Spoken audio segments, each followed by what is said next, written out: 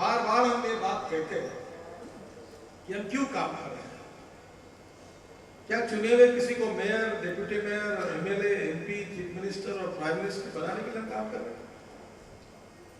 अगर इतना ही मकसद है तो फिर काम करने में कोई मतलब नहीं है। हम काम कर रहे हैं हमारे मातृभूमि के लिए। हम राष्ट्रभक्त है, राष्ट्रवाद हमारा आत्मा है। ये राष्ट्रवाद हमारा आत्मा, हमारा स्पिरिट है। आत्मा ये जीवन में हम इसको हमारे शरीर में सर्वोच्च मात्र को आत्मा को मानते हैं।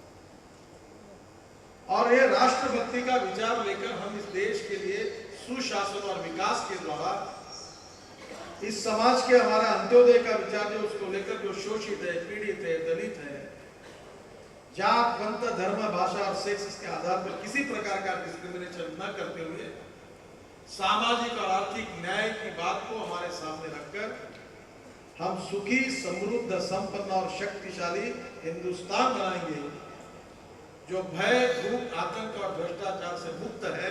यही भारतीय जनता पार्टी का मिशन है और यही हमारी।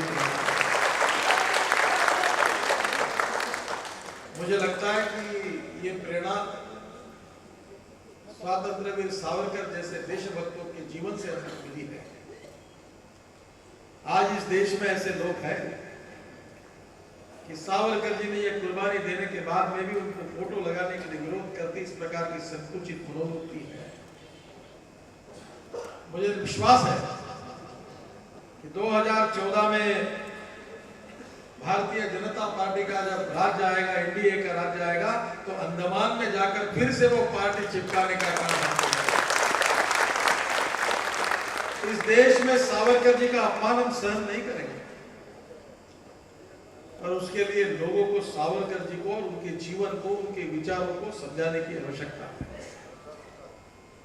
डॉक्टर श्रीवास्तव जी ने अच्छी तरीके से आपके सामने रखा, पर यह विचार लोगों तक, समाज के आखिरी व्यक्ति तक पहुंचना चाहिए। ये राष्ट्र के पुनर्निर्माण का विचार है, देशभक्ति का विचार है, राष्ट्रवाद का विचार है, मातृभूमि के लिए अपने जीवन को समर्पित करने वाले एक क्रांतिकारक का विचार है। जितने प्रभावी रूप से ये विचार समाज के आखिरी व्यक्ति तक जाएगा और देशभक्ति की भावना से वो तब नई पीढ़ी जब तैयार होगी, तब सच्ची अर्थ में भविष्य का स्वाधीन हिंदुस्तान सही अर्थ में निर्माण होगा। सावरकर जी का जीवन बहुत कुछ बोलने लायक है। एक एक विषय उनका, विज्ञान के प्रति उनकी निष्ठा कैसी थी, सामाजिक विचार कैसे थे, वो साहित्यिक कैसे थे, कवि कैसे थे।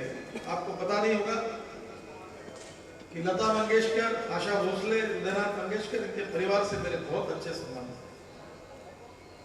जब भी मैं उदयनाथ मंगेशकर उनके घर पर जाता हूं तो बहुत सावरकर भक्त हैं।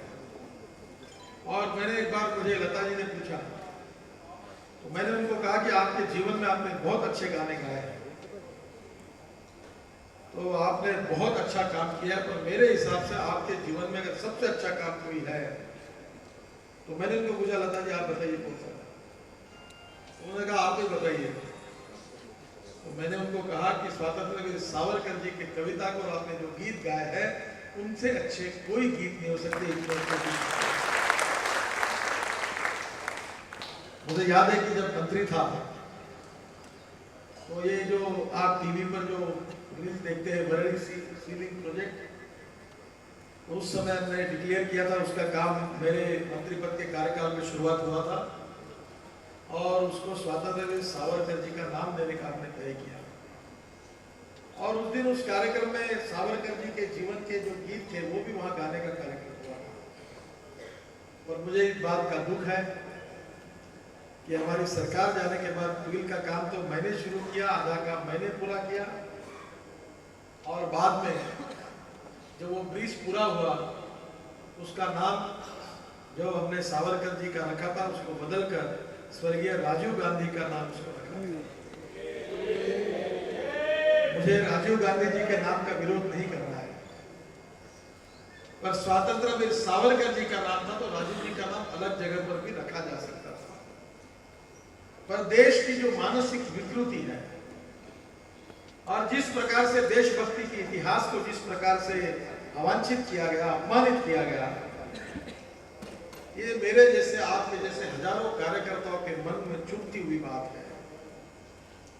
और इसलिए ये जो जाज्वल्य राष्ट्रभक्ति का इतिहास है, ये हजारों लाखों कार्यकर्ता तक जाए और उनकी जीवन की प्रेरणा ये इतिहास बने और उस प्रेरणा के स्वरूप उनके जीवन में उनकी चाल चलन व्यवहार और चरित्र रहे, तब सावरकर जी को तो सही श्रद्धांजलि होगी। नहीं तो कार्यक्रम हो जाएगा और चला जाएगा, ऐसा नहीं होना चाहिए। ये विचार सभी लोगों तक पहुंचाने का प्रभावी रूप से काम हमारे संस्कृति दर्शन समिति ने करना चाहिए। मैं भी ये काम करता हूँ। बीच में वो सीडी लेकर मैंने स्वतंत्र वीर सावरकर के नाम से एक बड़ा पुरस्कार था, मुझे मिला, 1 लाख रुपए उन्होंने मुझे दिए थे।